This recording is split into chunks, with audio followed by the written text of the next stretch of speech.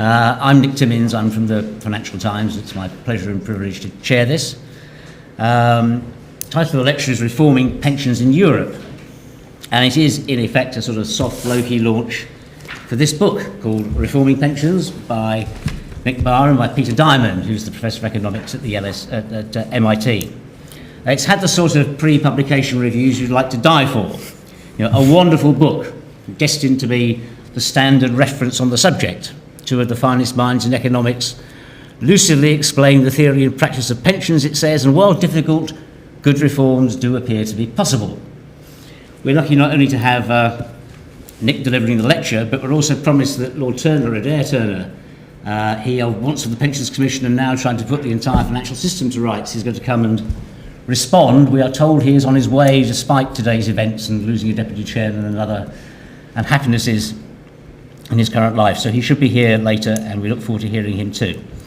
Nick barely needs a word of introduction to this audience, I don't think. I mean, he's Professor of Public Economics here. He's done a lot of highly influential academic work, not just on pensions reform, but on higher education finance, where he's actually directly influenced policy as well as influenced the academic debate. Like everything else today in finance, pensions feel as though they are in a crisis. Happily and arguably from a rather longer term perspective than that, and our current troubles, I think Nick is going to argue that there isn't a crisis, there's just a problem, and that it's soluble. Yep. Nick, if you go. Thank you very much.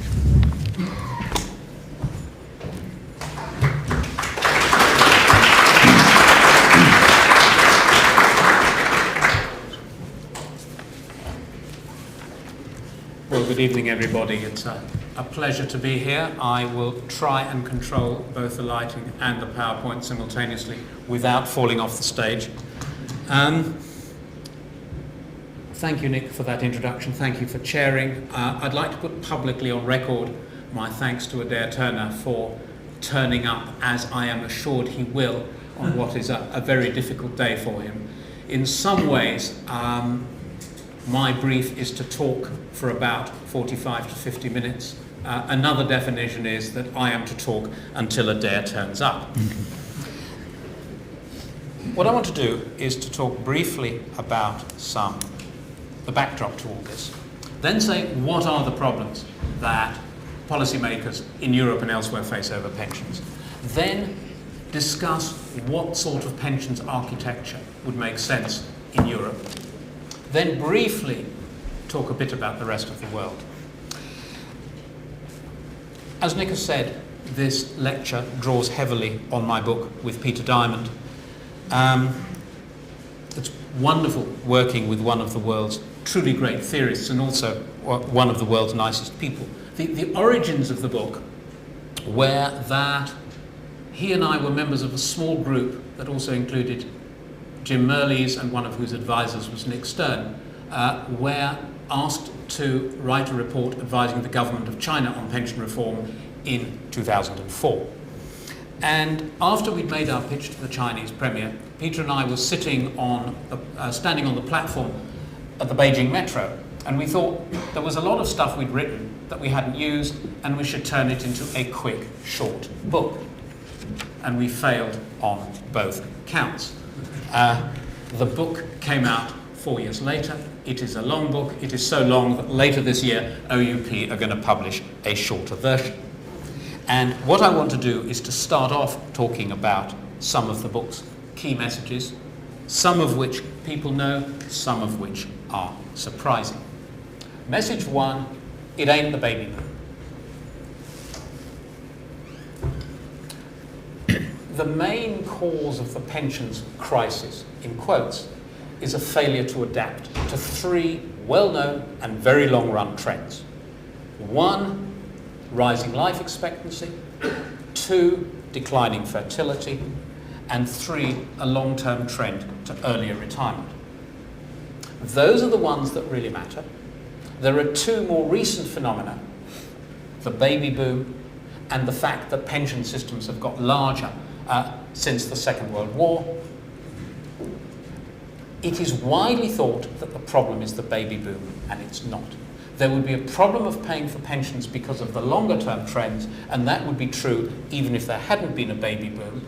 And to illustrate that, these rather small age pyramids, they show projected age pyramids for China, India, and the United States for 2050. The US had a baby boom. China had a one-child and has a one-child policy. India has none. So three very different countries. They all three have age pyramids for 2050 that look remarkably similar. So that's the first message. It ain't the baby boom.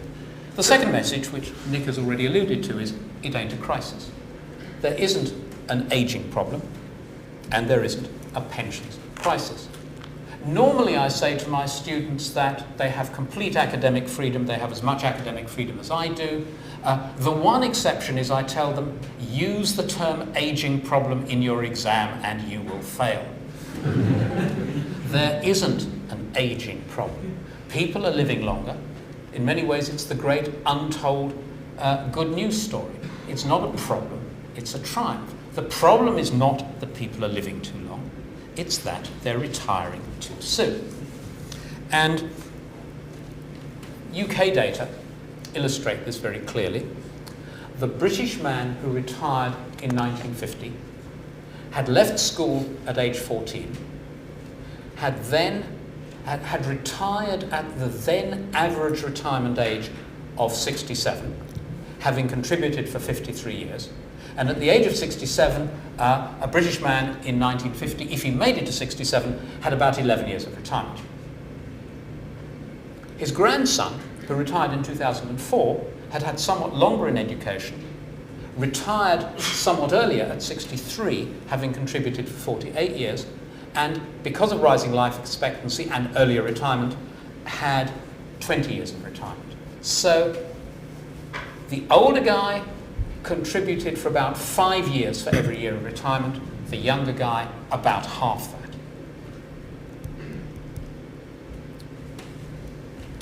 Message 3. Private pensions are not a panacea. Funded pensions, you build up a fund. You accumulate a fund over a period of years, and that's what pays for people's pensions. With pay-as-you-go pensions, there isn't a fund. Contributions from this year's workers pay the pensions of this year's retirees. The World Bank has advocated funded private pensions fairly strongly, arguing that they promote growth through higher savings, they increase coverage of the pension system through their incentive effects, and they improve old age security. Now, those arguments are not always wrong, but they're by no means not always right. They can be true, but not always unnecessarily. And a lot of the World Bank's arguments have significant analytical flaws that I'm not going to go through the theory of in this lecture because that's not the topic, but there are economic analytics that show the flaws in the World Bank's argument. Message 4, pension systems have multiple objectives and good policy needs to take account of all of them. Poverty relief is one. A second, a different one, is consumption smoothing, that is redistribution from you in your younger years to yourself when you retire. A third objective is insurance. A fourth objective is redistribution, also known as social solidarity. Now,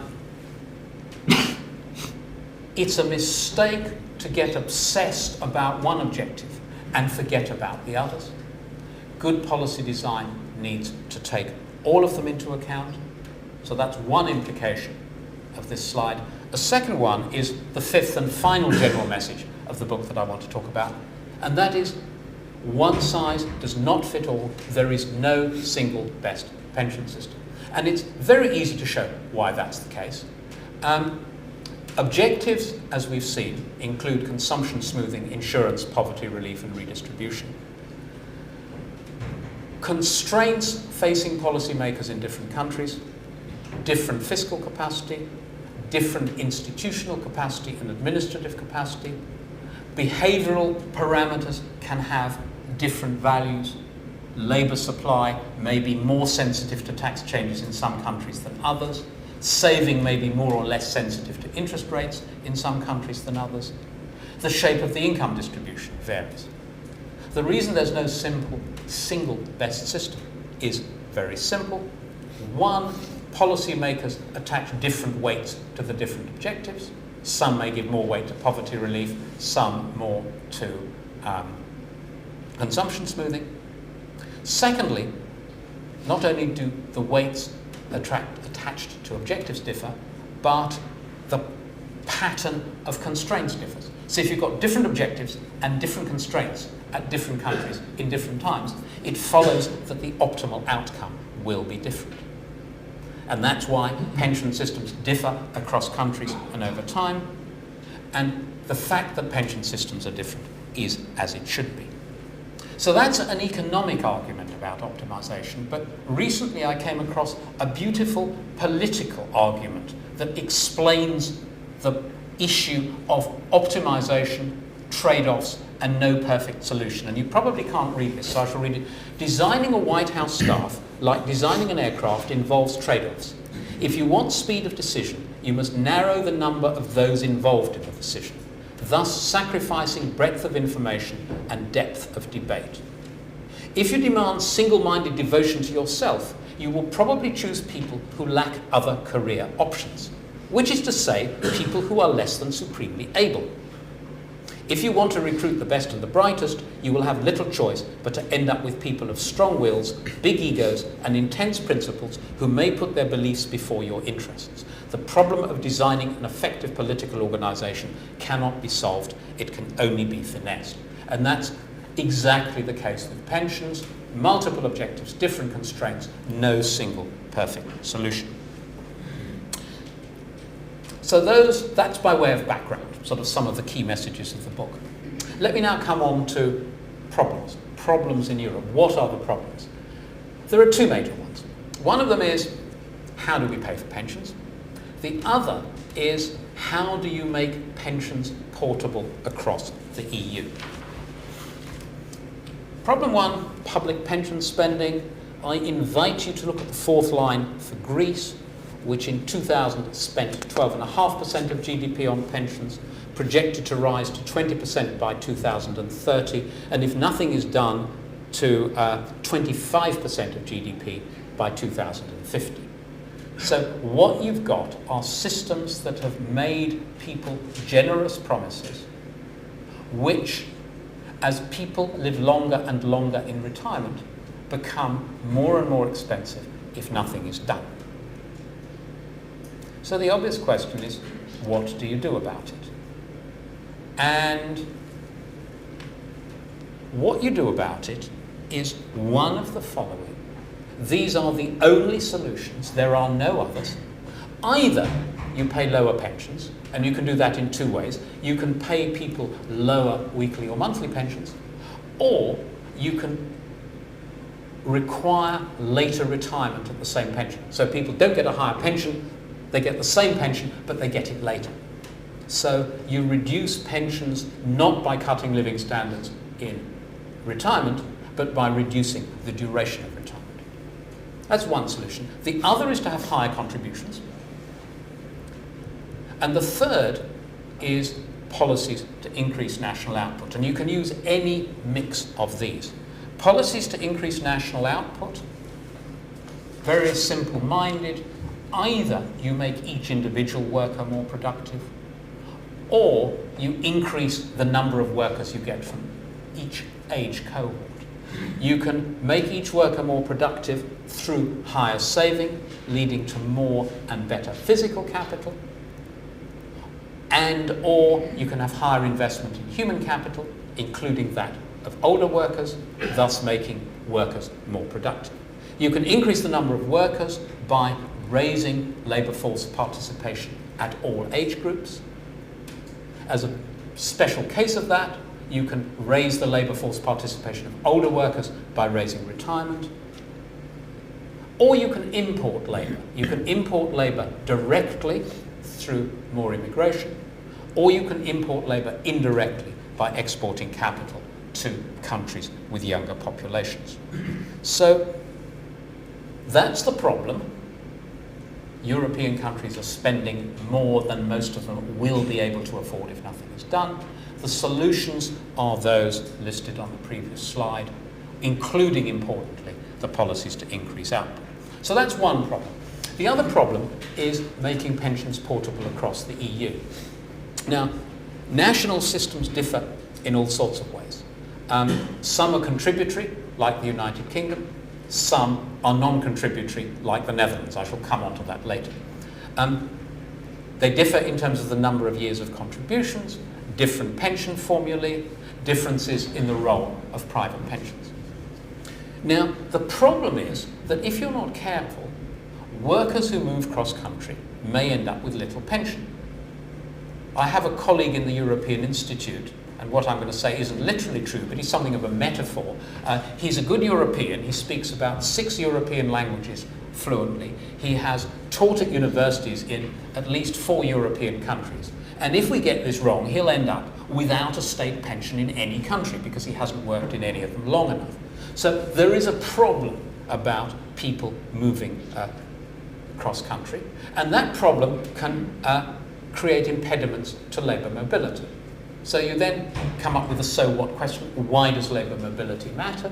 And it matters for 2 reasons. First of all, it matters for reasons of efficiency in a modern labour market, and secondly, mobility is an important element in human rights. So portability is important, and at the moment, with widely different systems, portability is very limited indeed. It's a non-trivial problem.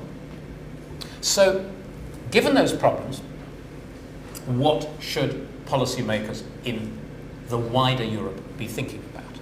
Now, I've said that there is no single best pension system, but I'm going to look at 4 policy directions that I think ought to have resonances for European policymakers.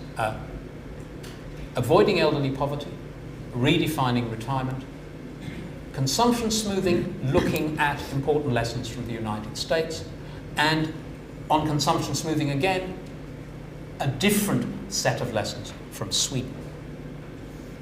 So let me start off with policies to avoiding elderly poverty.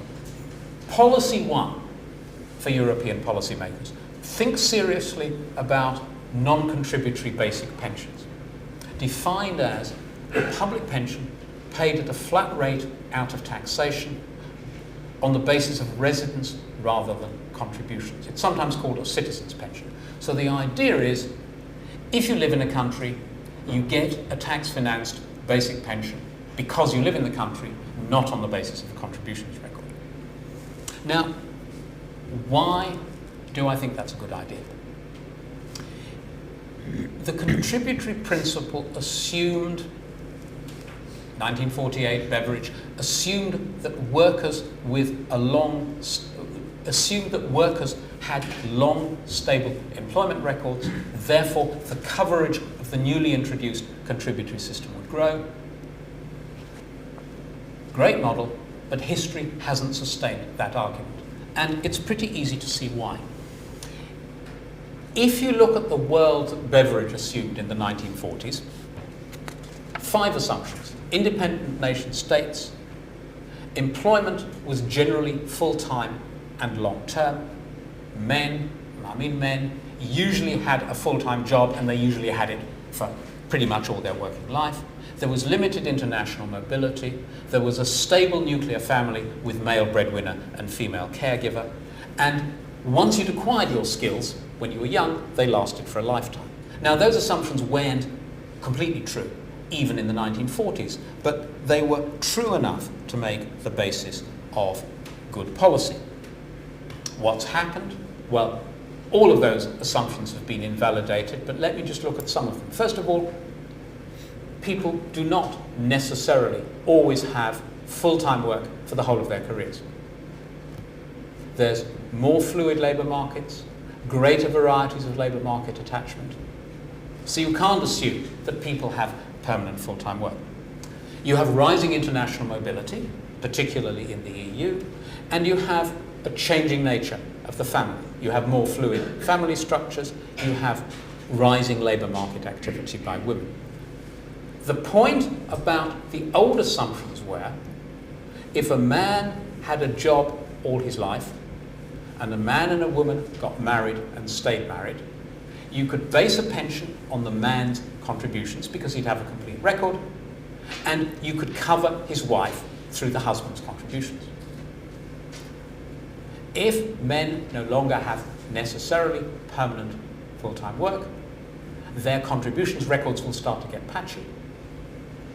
If family structures are more fluid, and women work more, and attitudes about gender have changed, then you can't base a woman's pension on her husband's contributions anymore. Women need pensions in their own right.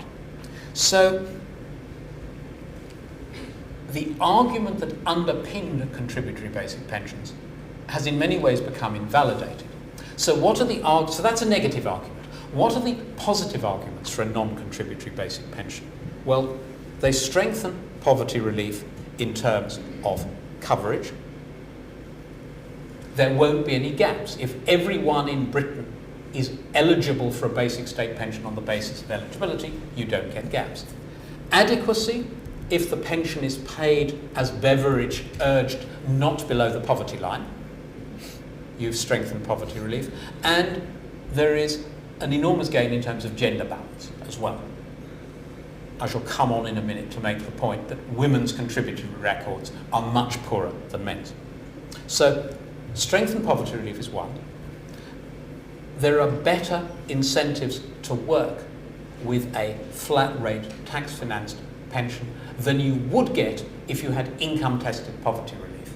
If you say to somebody, we will pay you a pension credit, but only if you're poor, and if you earn any extra income, we will withdraw quite a good chunk of the pension credit, you significantly reduce the payoff for older people to do some paid work. Basic state pension avoids the worst of those problems. They provide good targeting. There is a view that says if a benefit isn't income tested, it's badly targeted. The counter argument is that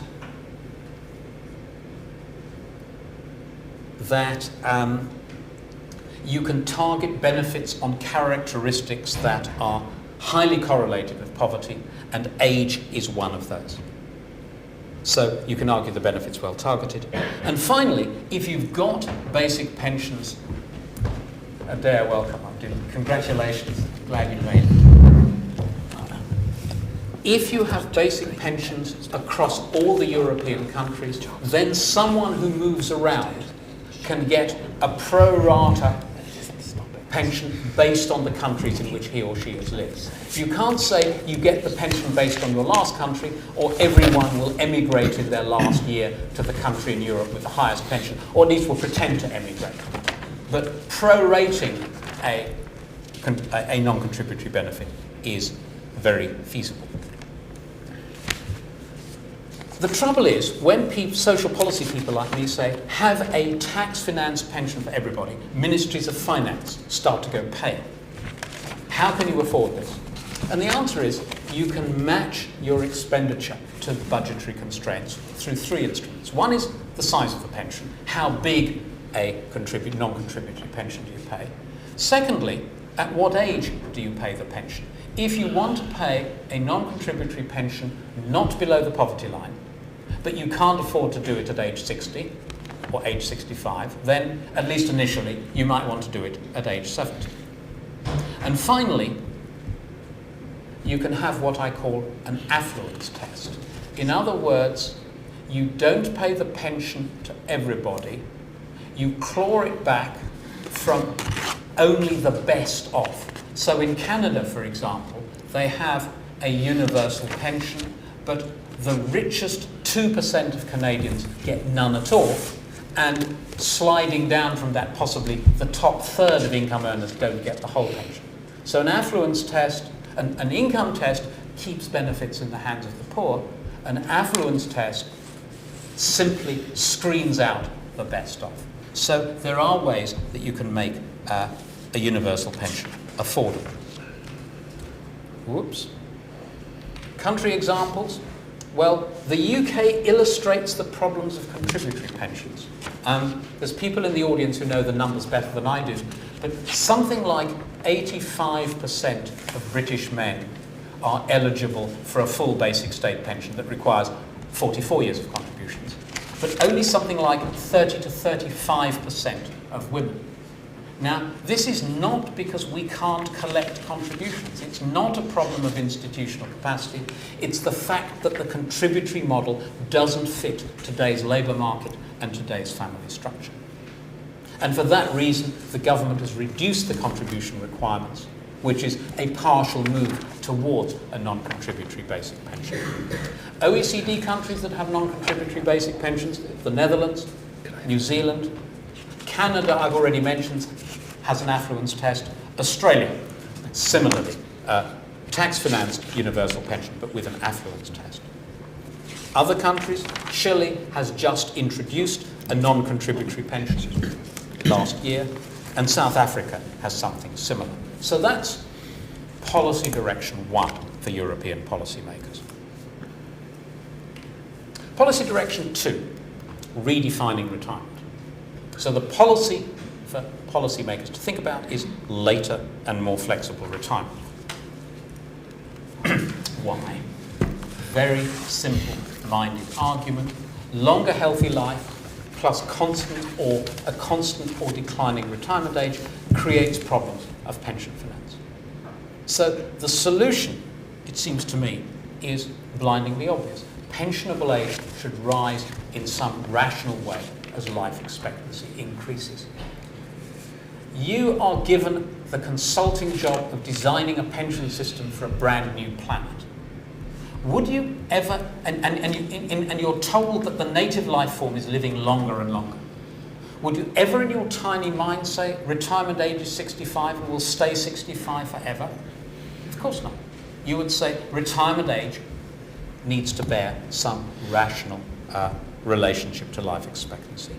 And if you do that, you can say, as the UK Pensions Commission did, indeed I can remember Adair Turner on the day the report was published saying on television that people can retire later, as the Pension Commission recommended, but still have a longer retirement period than their parents. And the slide I showed earlier of contribution years and retirement years shows the point that you can raise retirement age but still give people longer retirements than their parents. And all this is all the more plausible because most work is less physically demanding than in the past.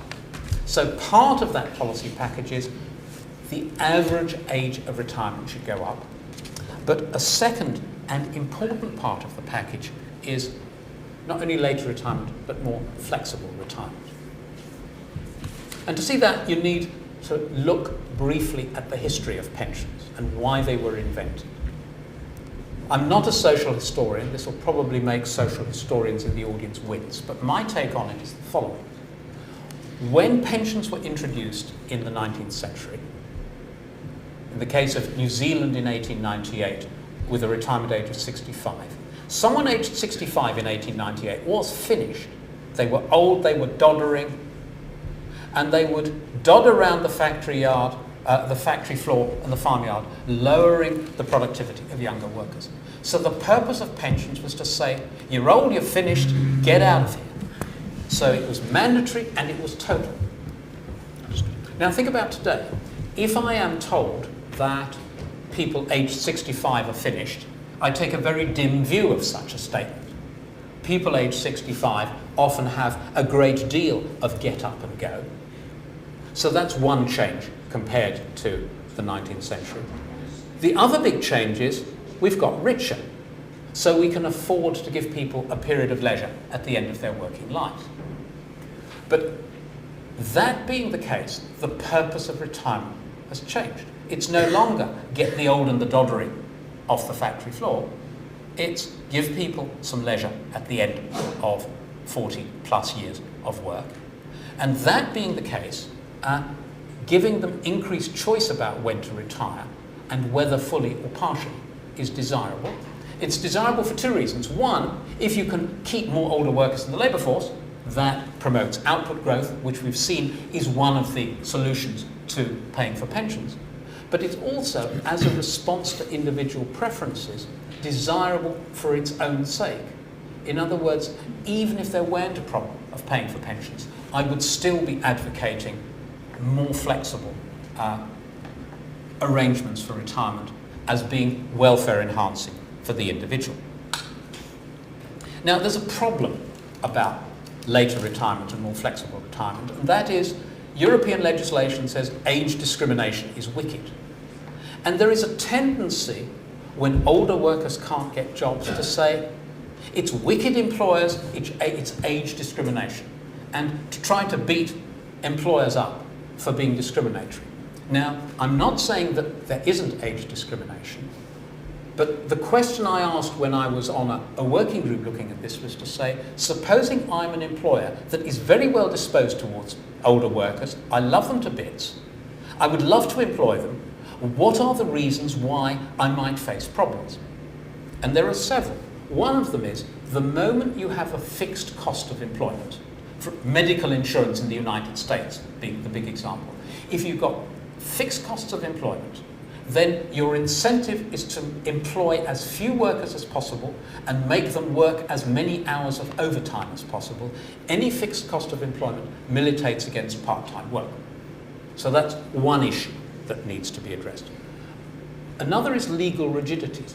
If it's illegal to lower pay as a worker downshifts, then downshifting becomes difficult. Contractual issues, what I call the hassle factor. If legislation isn't very clear about the terms on which a firm can allow a worker to go part-time, then the contract has to be negotiated individually, and that takes time and trouble, and they may get it wrong, and there's potential legal costs, and there's potential for litigation. And finally, there's insurance issues. Supposing it's the case that a firm has medical and travel insurance for its workers, and that policy covers workers until normal retirement age of 65. Then all of a sudden, if my employer wants to keep me on post 65, is suddenly told that it's going to cost them an extra £3,000 a year to get me health and travel insurance, there is a cost. So it's not just nasty employers and age discrimination. There are a series of policy impediments, and one needs policy to address them.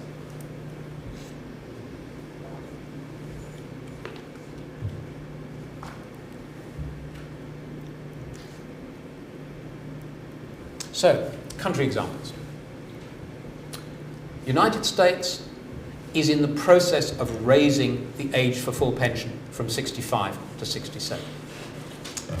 UK, state pensionable age of 65 for men and being phased in for women, will rise to 66 in 2024 and thereafter by 1 year each decade.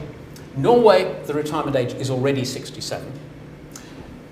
The big change over the past 2 or 3 years is that retirement age has become a proper topic for polite society.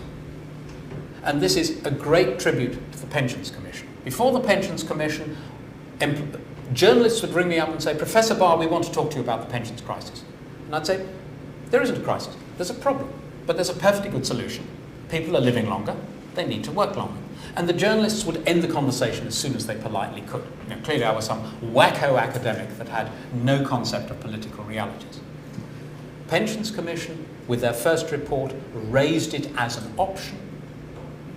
And all of a sudden, not all of a sudden, because of a lot of work, it became something that people saw the logic of and could talk about. So that's the second strategic policy direction for European policymakers: later retirement, more flexible retirement. Let me now come on to consumption smoothing. Sometimes countries give lessons to other countries on how not to do things. US health finance, alas, is a lesson to us all how not to do it. The US has something called the Thrift Savings Plan, which I think is a very good lesson for other countries, and it's one that underpins some of the recommendations of the Pensions Commission. So let me explain where the idea comes from. It's based on lessons from the economics of information and from behavioral economics. Lessons from information economics. Economists love the model of the well-informed consumer, perfect competition, no frictions, etc. And it's a model that works pretty well in a great many circumstances. But in the context of a lot of areas of social policy, it doesn't. In the context of pensions, a survey found that 50% of Americans didn't know the difference between a stock and a bond. Now, when I teach, I say to my students, put up your hand if you are really absolutely sure you know the difference. And you sort of see hands sort of go up a bit timidly. Now, if you don't know something as basic as that, then you really are not in a position to make decisions about private pensions. Second point, most people don't understand the need to shift from equities to bonds as they age if they hold an individual account. One of the saddest things I heard on a BBC News bulletin last autumn, it was an elderly car worker in Detroit saying he'd lost 37% of his pension savings over the previous 2 weeks. And my reaction was one of anger at any system that could allow an elderly worker still to be in the stock market that close to retirement, rather than having shifted into bonds progressively as he got older. A third area of poor information is that virtually nobody realises the significance of administrative charges for pensions. If any of you have an individual pension, look at the administrative charges. If your pension provider charges you 1% of your accumulation per year, over a full working life, that's going to cost you 20% of your accumulation, hence 20% of your pension. If you then observe that in a country like Hungary, average administrative costs are 3%, and you see that if you're not careful, individual private pensions can become a device for moving money from the pocket of the worker to the pocket of the fund manager, which is a great objective if you're a fund manager, but it ain't mine. So, issue one, most people are not well informed about what they need to know for pensions. Lessons from behavioural economics. Now, conventional theory predicts that I save voluntarily to keep my lifetime indifference curve tangent to my lifetime budget constraint. So I save voluntarily for consumption smoothing, and I voluntarily buy an annuity to buy insurance against the longevity risk. So that's what theory predicts. What happens? We know what happens. Procrastination. People delay saving, don't save at all, or don't save enough. We observe inertia. People stay where they are. They don't move. How many of you have moved to a cheaper telephone company? How many of you even moved to a bank account with a higher interest rate? People don't. In theory, it should make no difference whether a person opts into a pension system or whether they're automatically enrolled and has to do paperwork to opt out. But in practice, what we observe is any system where people are automatically opted in has a much higher take-up than one where they have to take positive action to become enrolled. Third thing one observes is immobilisation. People do nothing. If I face you with a problem that's so complicated you don't know where to begin, this is rabbit in car headlight time. You do nothing. You just freeze. And it's impossible, even if you're knowledgeable about pensions, to process information about large numbers of private pension funds. In Swedish workers are supposed to choose one from 785 private pension funds. If they make no choice, they are put into the default fund. 2005, of new entrants to the Swedish labour force, 90% went into the default fund. They just don't make choices.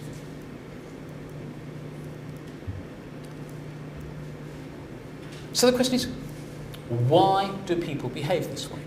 And there are lessons here from behavioural economics, and I'm here drawing on the marvellous Lionel Robbins memorial lectures that David Laibson gave at LSE 2 years ago.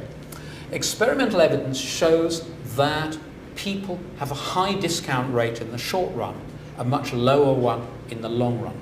Imagine that as you came into the lecture theatre today, you signed up for your snack for next week's lecture. And if you did that in this experiment, 2/3 of you would have chosen fruit salad, 1/3 of you would have chosen chocolate. But as you come in, there's fruit salad and chocolate out there for you to bring in today. 2/3 of you choose chocolate. People are rational for the future, but not for the present. But when the future arrives, it's the present. So the short term wins. So I won't do a show of hands. There are those of you out there who know you should be losing weight, but now's a bad time to start. You really want to quit smoking, but exam pressures are such that you'll do it later. So you intend to do it, but it doesn't happen. And there's clinical evidence of this. This is sort of economic theory meets hard neuroscience. There's two bits of the brain. The mesolimbic is the old bit, the animal bit, the impatient bit. Eat now, it may be my last meal. The prefrontal cortex is the newer part of the brain, the patient bit, the rational bit. This is rational economic man and woman. And life is a constant fight between the two bits. And clinical measurement under the scanner shows that. And these results call into question the simple model of long-term rationality. So what? What does this tell us? It gives us lessons about models to avoid and lessons about how to design models. Models to avoid: the usefulness of the model of competition and rational consumer choice shouldn't be overstated. The argument that if you give people a tax break and that will give them an incentive to save more for old age works perfectly in the simple economic model, but it's not the way people behave. The other argument is people would make better choices if they had better financial education. And I'm all in favour of better financial education, but the problem is one that is inherently too complicated for most people. And I include myself in that. And finally, the argument is competition will bring down administrative charges. It doesn't. People don't move. Procrastination and inertia. What do you do to get it right? I think some very simple, powerful lessons. One, you use automatic enrolment. You say to people, you are automatically enrolled in the pension scheme. You keep choices simple. There is a bit of economic theory that says increasing the range of choice can never reduce welfare. That's true if people are perfectly informed and there are no transactions costs. Where people are badly informed, where there are costs of making decisions, that is false. Giving people a small number of simple choices is a deliberate and welfare-enhancing design feature. But you can say that one of the options can be to let people run their own pension. We have Marks and Spencer suits and we have Savile Row suits. My argument is, the argument from behavioural economics, most people want Marks and Spencer's pensions, but there's no reason to prevent those with the interest and the knowledge to have a Savile Row pension if that's what they want. So you keep choices simple, you design a good default option, which includes life cycle profiling, meaning people get automatically moved from equities into bonds as they age. Finally, you decouple fund administration from fund management. You have centralised administration of your details, your contributions, because that keeps administrative costs low. And then the actual investment decisions are done wholesale on a competitive basis. Which brings me to the US Thrift Savings Plan. It was initially voluntary for federal civil servants. It's now one of auto-enrollment. Workers choose one of 5 funds. They are simple funds. An equities fund, a global equities fund, a US government bonds fund, a corporate bonds fund, etc. So these are simple enough choices for workers to be able to make them. Centralised account administration, so the administrative costs are extraordinarily low, and wholesale fund management. So that simplifies the choice for workers, respecting their information constraints. It keeps administrative costs astonishingly low. And the new system of personal pensions in the UK is a Similar sort of construct, very much for those reasons. And again, is another tribute to the Pensions Commission.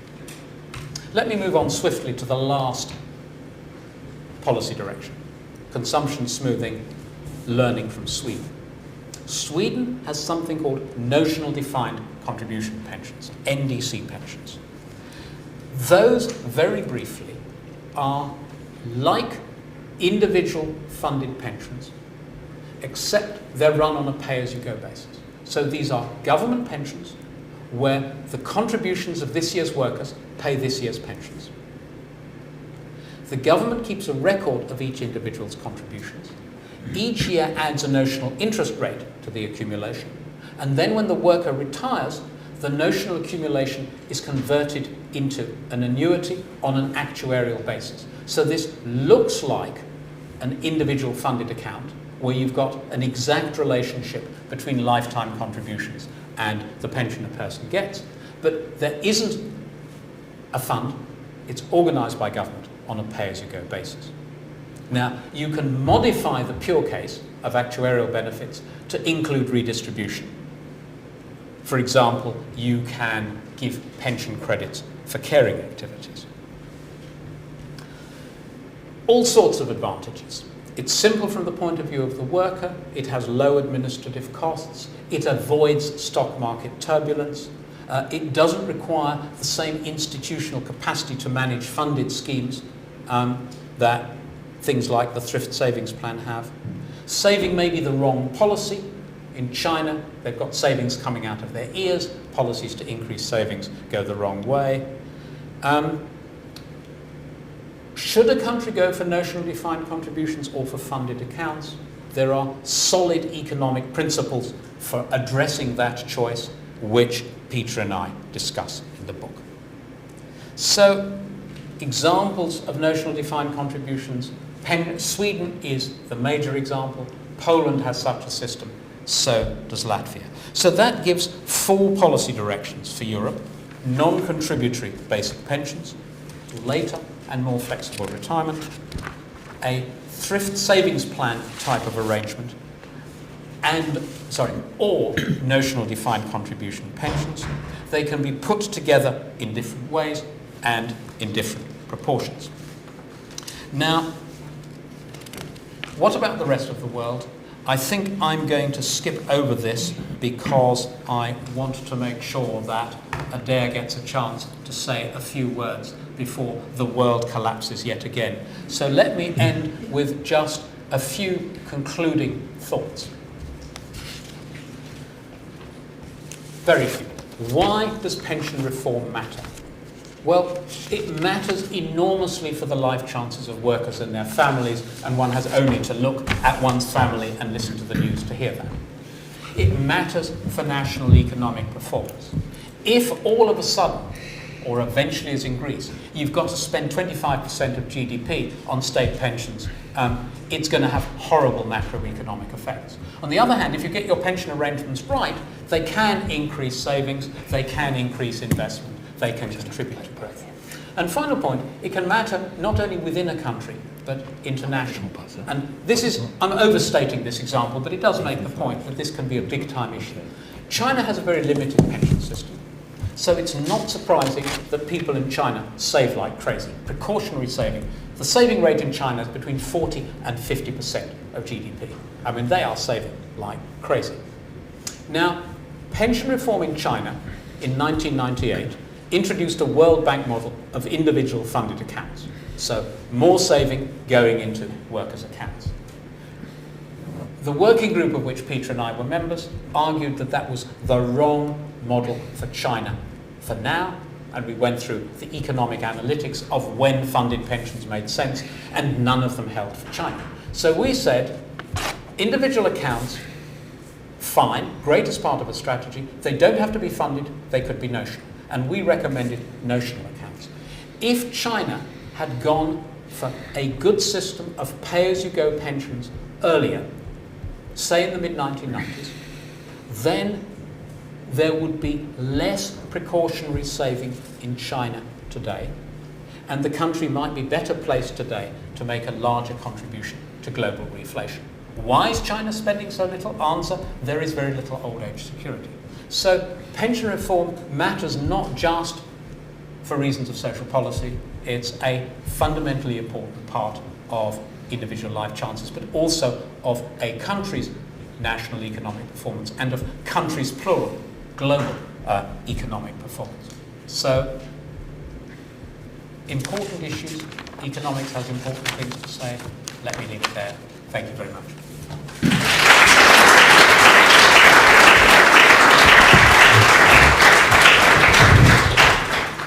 Nick, many thanks. We're about to witness a great juggling act. How can you deal with both pensions and the Chancellor at the same time? Good. Thank you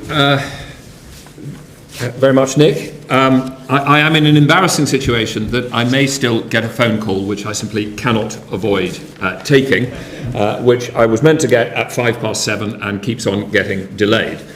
Some of you will appreciate that in my role as chairman of the FSA, this is what my life is like at the moment, and has been it since September the 20th, when I appear to have boarded a roller coaster which simply goes in a different direction each day.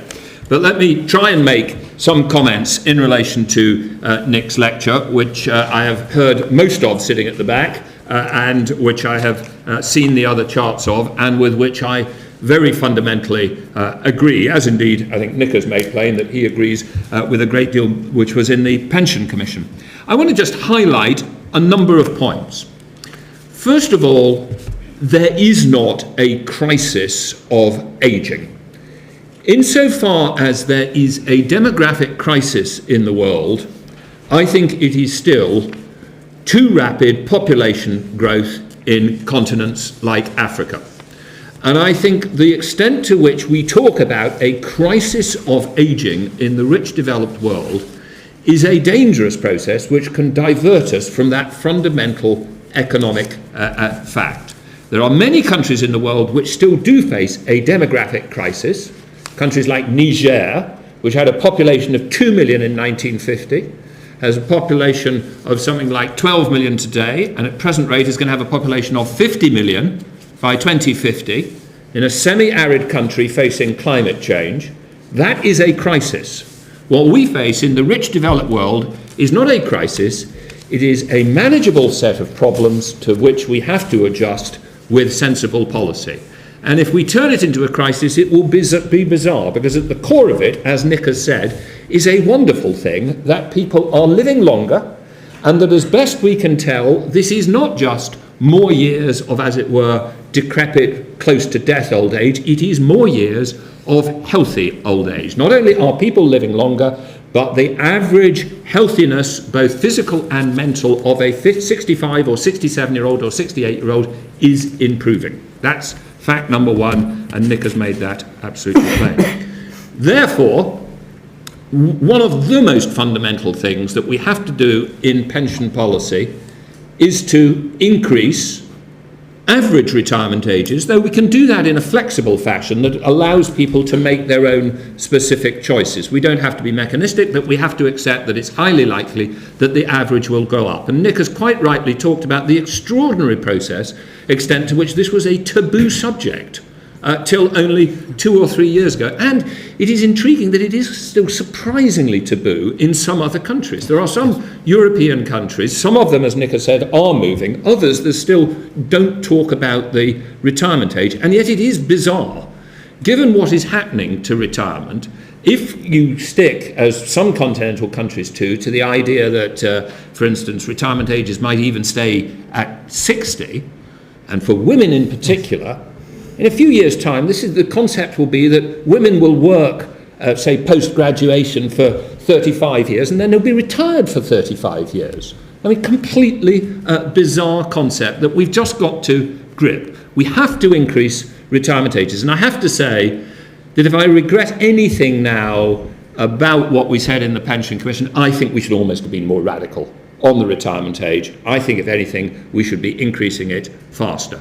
Given what we propose that we should increase to 68 by 2045, or what the government decided to do on the basis of our report, 68 by 2045, people will have then more years in retirement than they have now, and roughly the same proportion of their adult life spent in retirement. So we have got to grip this issue, and any idea that we should keep retirement ages stable and try and save our way out of this problem by people simply accumulating more and more savings to deal with a longer and longer period of retirement is complete madness. And it is an intolerable burden on the working population, because either you're going to have to tax them more and more to pay for a pay-as-you-go system which covers more years of life, or they're going to have to save more out of their existing income to support more and more years of retirement. And either is not an attractive thing. It is simply not an attractive thing for us to be devoting more and more of our prime years of life to very heavy levels of income sacrifice in order to support an endlessly increasing rate of retirement. So we've really just got to be radical about that and to make sure that we make clear and sensible decisions. Next point that I very much agree with Nick on is private pensions are not a panacea. There is a role for private pensions alongside state pay-as-you-go pensions, and there are complicated things to do with the way that they can enable people for whom it is appropriate to make a different set of asset choices, not to be making bond or bond-like choices, to be making equity risk choices with higher return and higher risk. That is appropriate for some people. It also enables people beyond a base load of pension provision to express their own choices. Some people may want to save more for greater income in retirement, some less. And to that extent, personal preference is a good thing. But it's not a panacea in this sense that any system of pensions involves a transfer of real resources from the working population to the retired population. And you don't get round that by moving to a system of private pensions. And it's therefore not a panacea. And by the way, you could do private pensions in a way which would make no sense whatsoever.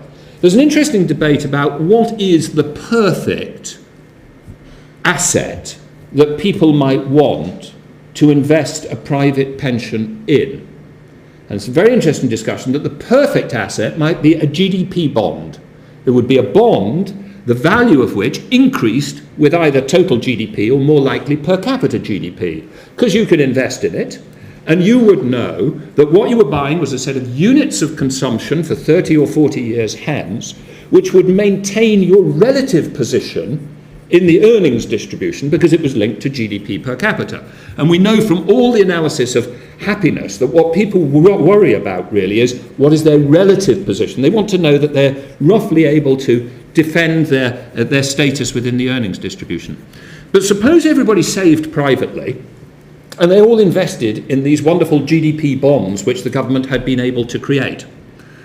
You'd have a pay-as-you-go system by any other name. Because what a well-run pay-as-you-go system is a sort of GDP bond on the future. A bond which, through the mechanisms of notional defined contribution, can be adjusted to deal with the retirement age, but is essentially a way of saying, I put money aside today, either in private savings or taxation, and I gain a set of rights for the future, a set of rights which are linked to average earnings. So private pensions are not a panacea, and in some circumstances you may find that you do private pensions and all you've gone round is go round in a circle and do a more fancy version as a pay-as-you-go. And if you do that, you'll almost certainly destroy value because the costs will be higher. Running a well-run pay-as-you-go system costs something like 0.1%, 0.1, a tenth of a percent, of the notional value of the asset that you have in the future. It is almost impossible to get any funded system quite as low as 0.1%, and most funded pension systems, certainly pensions that you can go out and buy from the private market, will cost you 1 or 1.25 or 1.5%. And that makes an enormous amount of difference to how much you've got. So if we are to have, and it makes sense to have, a base load of pension provision which is essentially of the form of a GDP bond, a thing which gives you a right equal to average earnings, it is completely sensible that that bit of the system is organised as a low-cost pay-as-you-go system. Now, why is it that the costs are so high on this private system? Why is it that customer information and competition doesn't drive the cost down to a low level. Well, it's something which is exercising me in what I call my day job quite a lot at the moment. It is the imperfections of markets. And if people are not aware after the last 18 months that markets have a certain set of imperfections, I don't think they've been paying much attention. We know that markets can be very powerful things. The idea that you should ever run a nation's restaurant system other than by market competition between private restaurant providers is a crazy idea. And anybody who went to a restaurant behind the Iron Curtain before it fell knows what a completely bonkers idea it is. But that doesn't mean that all markets work equally well. We know that in the private pension market, certainly if you are dealing with relatively small pensions with relatively lower income people, however hard the industry tries, it's just almost impossible to get the costs of provision down to the pay-as-you-go system. So we shouldn't do it. Or, if we're going to do it funded, we have to find a way of achieving the economies of scale which are achieved by large occupational pension schemes, and that's what we try and do with the new personal accounts which are being proposed by the government and which the Pension Commission proposed. The Government Act as a bulk buyer of pensions. It achieves the economies of scale in administration and bulk buying economies in fund management. But there are, as Nick says, some even deeper problems about just relying on markets for pensions, and they are rooted in this issue of real economic behaviour, behavioural economics, economics which actually tries to work out how people really make decisions, rather than starting with that wonderful proposition at the beginning of neoclassical textbooks, let me assume a rational person who makes a rational decision. And I really do think that one of the most exciting things that's happened in the economics over the last 10 years or so is that through its link with psychology and neuroscience, we are increasingly able to really understand how people really make decisions rather than simply making those assumptions. And I want to end simply by saying that is incredibly important as it relates to pensions issues and the arguments for auto-enrollment and using the inertia effects of behavioural economics to influence behaviour. It is also something which it turns out has enormous implications for how liquid financial markets work. Danny Kahneman, who is one of the great leaders of behavioural economics, I had not met before. I had the opportunity to meet him 2 weeks ago. And he gave a lovely little talk about how people really think about what they think is going to happen to the market prices for something in the future. And the core of it is this distinction between the mesolimbic, the old part of the brain, which is still there from our evolved past as a more basic animal, and which has within it a set of behavioural responses which are completely sensible in the past, but which are actually not terribly helpful if you're trying to trade CDO squareds today. Now, I strongly advise you not to trade CDO squareds, and indeed one of the few good things about the recent crash is that a smaller proportion of the intellectual talent which comes out of places like the LSE is going to go off and do unnecessary things like designing and trading CDO squareds, and hopefully more are going to do helpful things. But the point that Danny Kahneman makes is one of the things that we learned, as it were, back on the savannah when we were trying to make sure we weren't eaten by lions, is that when you observe that something has happened 4 times in a row, assuming that it will happen, if A happens, B will happen. Once you've seen that 4 times in a row, assuming that if A happens, B will happen on the 5th time, that it will occur, is a very good decision rule. And it's a decision rule deeply embedded into us. If it happened that way on Tuesday, if it happened that way on Wednesday, if it happened that way on Thursday, Friday, it'll happen that way when the markets open on Monday. And therefore, the tendency with which we simply say, if the market price has gone up, it's going to go up further, is actually deeply embedded within us. And that actually is a terribly important insight about how liquid markets operate. It is where from things like herd instincts come. They also come from something which is compatible with the rational economic theory, which if there are certain categories of incentives, it can make sense for even those people who are switching on the prefrontal cortex and who realize that it is a herd.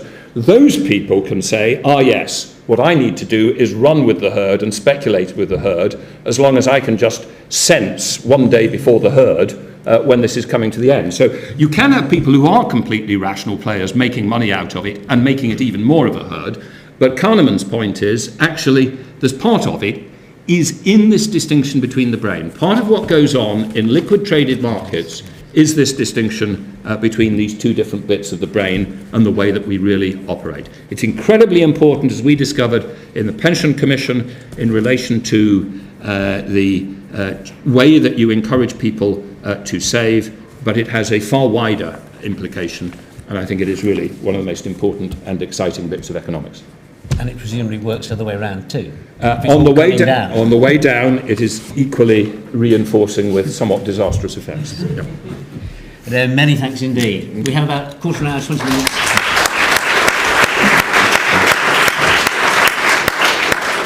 About a quarter of an hour, 20 minutes for your questions. So who would like to begin? Let's start down there. There is a microphone on the way, I think.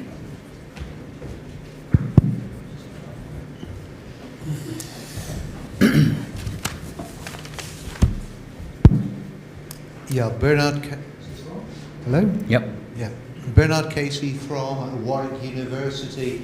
I want to pick up one of Nicola's points about the later retirement age, and he predicates the acceptability of a later retirement age on increased life expectancy. What this does not say anything about, it says something about mortality, but it says very little about morbidity. And what I'm interested in is morbidity in later working life, of which there are a number of indicators often associated with things which we call lifestyle-related illness. I also pick up on the point which he makes in relation to that okay, it is also acceptable to increase retirement age because much work or most work is less physically demanding than it used to be. That is maybe, but also most work might be more mentally demanding and more stressful than it used to be. And one of the things that we actually see, whether we look at reasons for absence or reasons why people are being given invalidity benefits, is okay, the classic things associated with heavy work are disappearing, but the things that are associated with stressful work are increasing. Can you take 2 or 3? Or? Yeah, take 2 or 3. Yeah. Can we, there's some more and we'll take 2 or 3 together.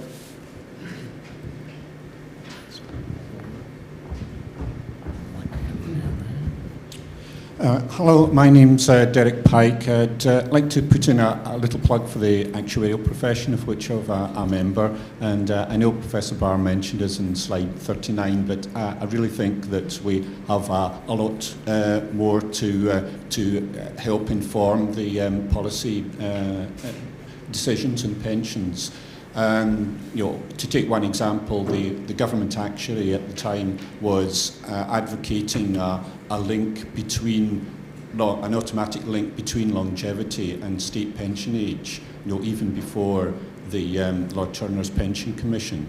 And to take up on one point made by the previous speaker, the actual profession has done some research on the healthy retirement, not just purely on the age retirement.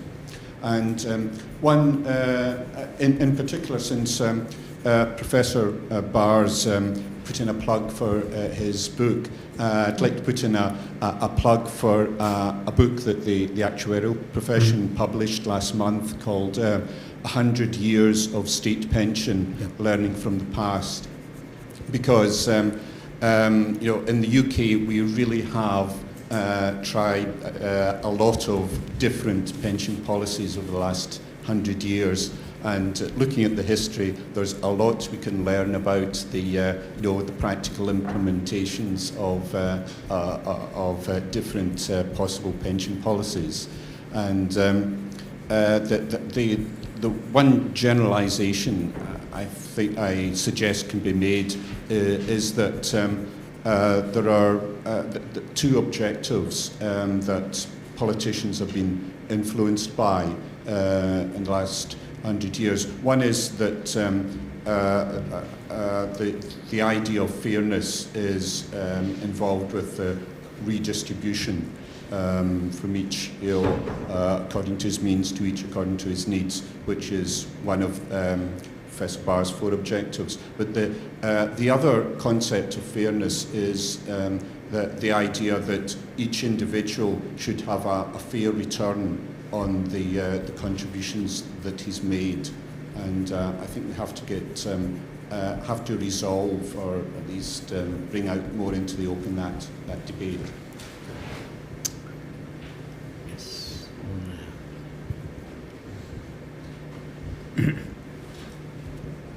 My name's Bryn Davis. I just wanted to ask a question of Professor Barr in relation to the policy objective of avoiding elderly poverty. Were you making a distinction between means testing and affluence testing? And if you were, I was a bit surprised that what happens in Australia was put into the affluence testing definition rather than the means testing.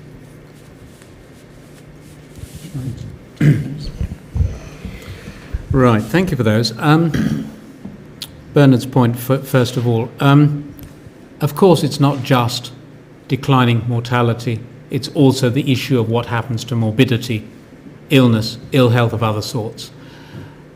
Those who know the epidemiological data better than I do, I gather there's something of a punch-up whether all of the increase in life expectancy is healthy increase, or whether the unhealthy period at the end is getting larger. I'm not going to take a view on that, but I think it is clear that the healthy period is getting longer, though maybe not all of the increase is healthy. So people aged 65 today, on average, are more active and healthier than they were 100 years ago. I accept the point that less physical work, possibly more mental work, but again, same answer. I like to think that 65-year-olds today, on average, are mentally as well as physically more capable than they were 100 years ago. I think the points about morbidity are entirely valid, but they don't contradict the fundamental policy drive, I would say, to later retirement and more flexible retirement.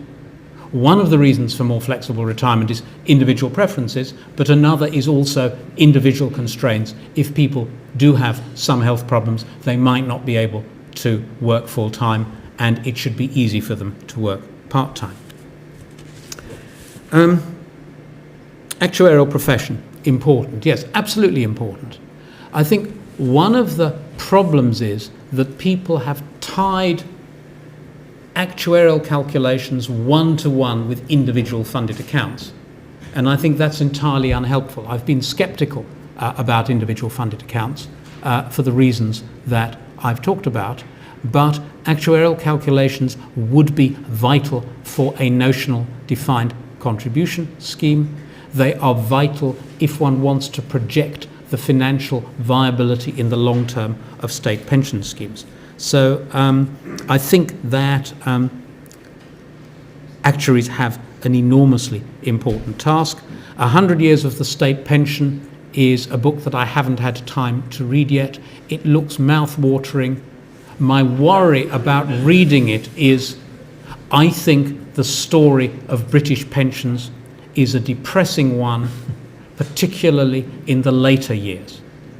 I think we've made every mistake in the book over the last 25 years by making too many changes in the state pension and making it too complicated.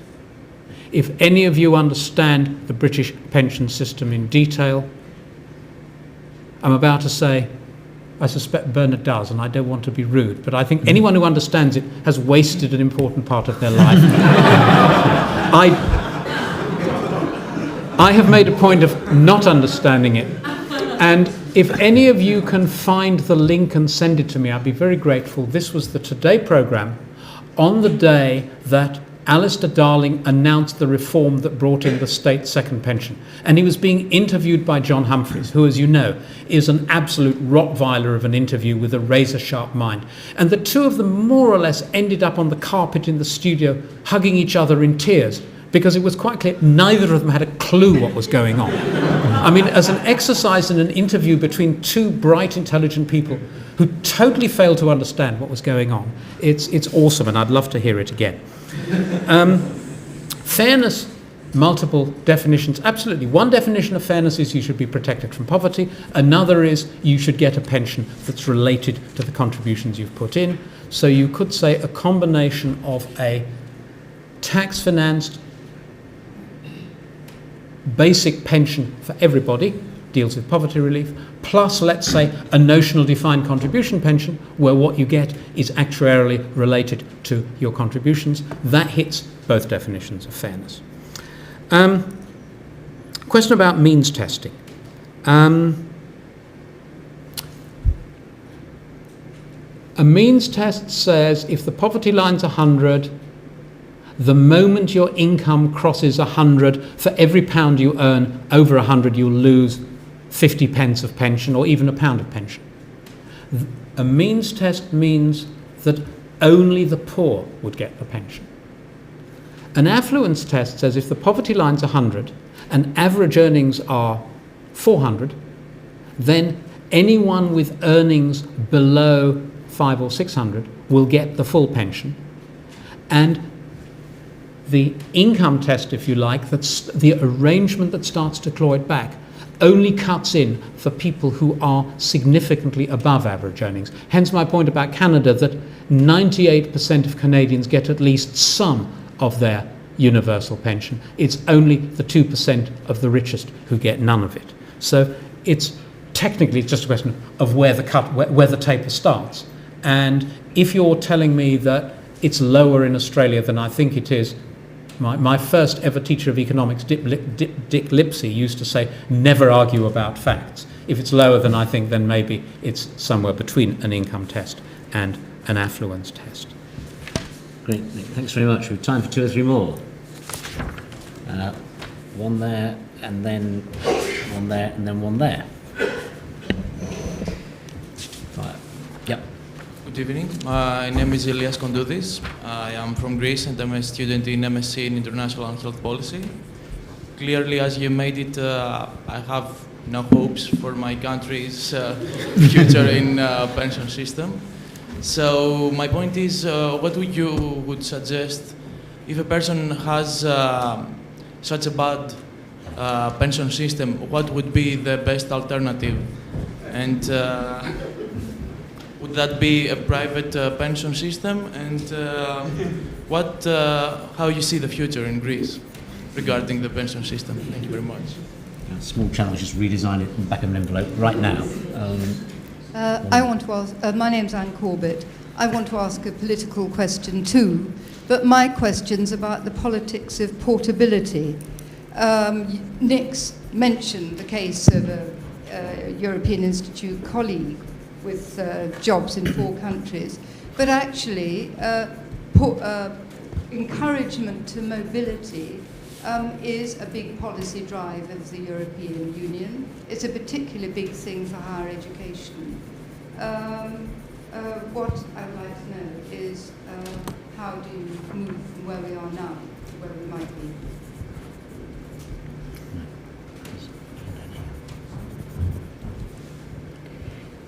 Hi, Naomi Christie from Cafe Babel, online European magazine.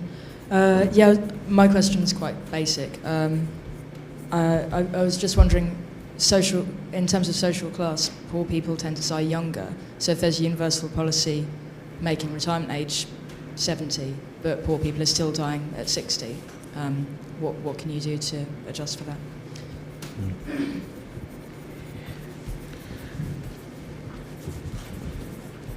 Okay, what to do about Greece? I think one of the definitions of intelligence is to recognise difficult problems and avoid them, and I became an academic, not a politician, partly, I hope, for that reason. What does one do in Greece? There are obviously no easy answers. It's one of these many cases where the economics is easy. I mean, I've set out 4 perfectly sensible policies here. It's the politics that's difficult. I remember at a World Bank conference for politicians from Central and Eastern Europe right after the collapse of communism, people were saying, you need to balance your budget, you need to get inflation under control. And every single one of the politicians said, but you don't understand the problems in my country. There's rising poverty, there's rising unemployment, there's political pressures to spend more. And finally, there was a young woman from the OECD who lost her rag and said to these ministers, all right then, she said, you have your hyperinflation, then you'll have the political momentum for proper reform. And it may be that one needs a crisis, just as we've got a financial crisis that will, I profoundly hope, create the political momentum for better financial market regulation than we've had. I think it's not going to happen until the political will's there. If it's possible to get the political will without a crisis, that's great, but I can't see how to do that. Would private pensions be an answer? No, I don't think they would. I mean, for a start, how would you get people to save? And how would you get people to save, the people who need to save, sort of lower and middle income people? How would you get them to save? So I'm afraid there isn't an easy answer. I wish there were. If I think of one, I'll tell you. The politics of portability, big policy drive, how do you do it? Well, this again is absolutely the right question. I have a graduate course on the economics of European social policy, and some of the questions I put on it are questions that it would be nice to have the answer to. And I hope that by giving successive waves of young razor-sharp minds a chance to crack open these problems, they might come up with an answer. This is one of the questions, and there is yet to be an answer, because the problem is that each country is deeply wedded to its pension system, and there are good reasons why it's fine for different countries to have different pension systems, but they're incompatible. And how you can have portability between countries like Britain with contributory systems and the Netherlands with non-contributory systems, I don't see how that can work unless you change the systems. And the only idea that I've heard is, supposing you have a private pension that is designed to operate across all European countries. It could be defined contribution, it could be a sort of occupational scheme that operates across all European countries. So it may be that one could attack this through private pensions. I worry that moving all state schemes to notional defined contribution pensions, though it would do the trick, is going to be politically very difficult. And as for the basic state pension, I just see it again. The economics is straightforward. You just get all the governments to look at the 4 elements I've talked about and reach agreement about which ones they would implement in their countries. And this is intellectually fine and dandy. Policy design is the easy bit. It's implementation that's hard, and political implementation, arguably the hardest of them all. Naomi's point: poor people live less long on average than richer people. Therefore, if you raise the retirement age, that change per se is regressive. That's absolutely right. It's one of the more troubling features of raising retirement age. Some responses. First of all, the fact that it's regressive can't immobilize policy. We can't get into the situation that Adair was talking about so eloquently, where you say retirement age is 65 forever and people have to save or contribute more and more and more because people's retirements are getting longer and longer. It's a problem, but you can't let it immobilize policy. That's my First response. Second response, there are reasons why poorer people have shorter lives, and social policy should be addressing those. Now, that's not part of pensions policy, and it's not part of short-run policy, but inequality in life expectancy is itself a major social policy problem that ought to be addressed in its own right. What you can do, third, in terms of pensions is, if you have a pensions formula that's redistributive from richer to poorer, that's at least a partial offset. So in the United States, their state pension has a redistributive tilt built into it, so that the people with a lower earnings record get more pension per dollar of contributions than richer people. That's not a complete offset, but at least it's a partial offset. And if one raised retirement age, one might think about what policies one could introduce, at least in the short run, to strengthen that redistributive tilt. Can I add a comment? Reforming Greece or anywhere else. One lesson you might learn from here is the pension commission process that we had, which I think with a small p was a very, very clever piece of politics. Yes. Because there was a perception there was a problem and the commission was set up. Now, normally what commissions do is they go away, beaver away and report. And there's just outcry about the recommendations. Yes. What was so clever about this was there was an initial report which kind of set out the problem and said there is a problem, and then said the solution has to be one of these three things, there is no other solution, without saying which proportion of them they would choose. So that by the time they came up with their recommendations, there was a sort of fertile ground on which to build, in the sense that it was either going to be higher taxes, more saving, poorer pensioners, work longer. There's no way out of it except for those four.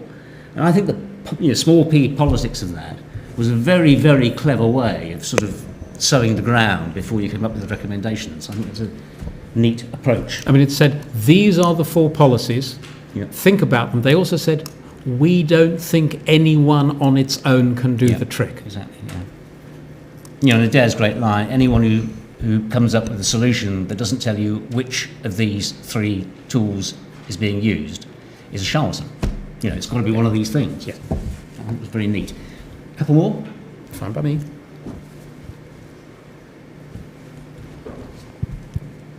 Last one or two. Last one or two. Yes.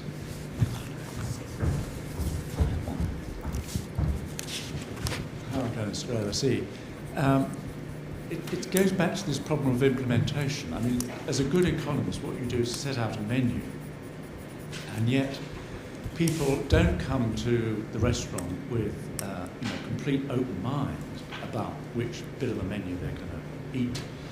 They come with 20, 50 years of history, all sorts of obligations to previous generations that are built into the pension system.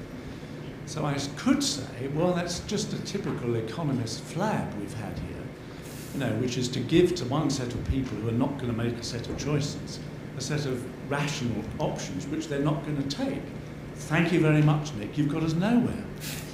This is the last question. Thank you, Howard. Right. I mean, I think my response to that would be, of course, we know that political implementation is important, but unless you give politicians sensible options as opposed to silly options, I mean, if you give them silly options, then they're almost bound to make silly choices. If you give them sensible options and say, this is the menu that makes sense, these are the things you ought to be thinking about, and starting to create, as the Pensions Commission did, a longer-term debate. I mean, raising pensionable age and having more institutions that allow more flexible retirement is something that could be accommodated in any pension system. Bringing in a sensible regime for a thrift savings plan type arrangement on top of or alongside anything you've already got, essentially what the Pensions Commission is recommending for here. Those are things that you could start thinking about doing that would not drive a coach and horses through people's historical expectations, accumulated rights, etc. I agree that bringing in something like notional defined contribution pensions in place of a pay-as-you-go system with a greater redistributive tilt that's got political problems to it. So that may not be feasible in the short run. But I think, so one, give politicians sensible options to protect them from silly options. Secondly, start a long-run debate going about what those sensible options are. And thirdly, at least two of the ones that I'm talking about are compatible with existing arrangements. I think we better wind up. Do you want to come back on that? No. Take one more at the back and then this will be the last one, I fear. Thank you. My name's Tim Nolan, just a member of the public. You've put out a very good case and, as you say, a clear set of sensible choices for politicians to make in what's a potentially political minefield. And you've also pointed again to the success of the Pensions Commission methodology for introducing it to the public. In a sort of parallel way, the general sort of social benefit system in terms of unemployment benefit and so on and so forth is equally, if not more, contentious. Do you think the same methodology of academics suggesting a sensible set of policies and introducing some sort of commission may also be applicable to the broader social benefit system? And to your knowledge, has it happened anywhere in the world? Many years ago, I was led astray by my colleague and friend Ian Crawford and got involved in the higher education debate. And I remember saying to Ian in the late 1980s, when I was a lot more naive than I am now, I said to him, "We've got to win." I said, "We've got the argument so right." And he gave me a cold stare and said, "What the hell does that have to do with it?" I'm very conscious that politics and political implementation is a very different skill set from that which I have. I've therefore always argued that successful reform needs three sets of skills simultaneously. One, strategic policy design, the sort of thing that academics like me do, which is in some ways the easy bit. Secondly, implementation, political implementation and technical implementation. So those are three very different skill sets. Very few people are deeply versed in even two of those. So typically you need a team of people. When I was asked to advise the Hungarian government on the design of their student loans scheme, there was me doing strategic policy design, there was Ian Crawford as the political hard man, and there was the UK Student Loans Company on the technical side. And I think if you don't have the strategic policy design skills, then you get into the sort of mess that the British pension system was in, and from which the Pensions Commission had to rescue them. But if you only have academics like me, then policy ain't going to happen. You need all three. Fantastic. No. Switch it off. So just in time to say thank you. Okay, sorry. At this point, we wind up. It's been extremely stimulating.